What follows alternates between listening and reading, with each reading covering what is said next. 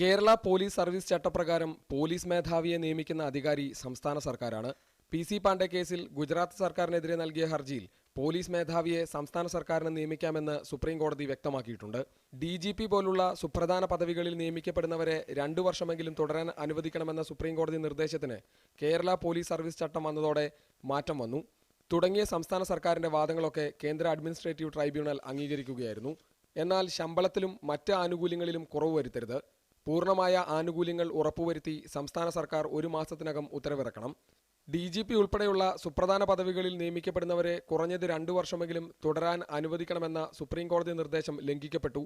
സ്ഥാനമാറ്റമല്ല, തരംതാഴ്ത്തലാണ് നടന്നതുമെന്നുമായിരുന്നു TP സെൻകുമാറിന്റെ വാദം. എന്നാൽ പുറ്റിങ്ങൽ കേസിലും ജിഷ കൊലപാതകത്തിലെ അന്വേഷണത്തിലും പോലീസിന്റെ ഭാഗത്തു നിന്നുണ്ടായ വീഴ്ച സെൻകുമാറിനെതിരെ പൊതുജന വികാരമുണ്ടാക്കിയെന്നും പദവിയിലോ ശമ്പളം കൊടുക്കുന്നതിലോ തരംതാഴ്ത്തൽ ഉണ്ടായിട്ടില്ലെന്നും സർക്കാർ വാദിച്ചു. ട്രൈബ്യൂണൽ ഉത്തരവിന്റെ പകർപ്പ് ലഭിച്ചാലുടൻ ഹൈക്കോടതിയിൽ ഹർജി നൽകാനിരിക്കുകയാണ് സെൻകുമാർ. കൊച്ചിയിൽ നിന്നും ലിജോ വർഗീസ്, മീഡിയ 1.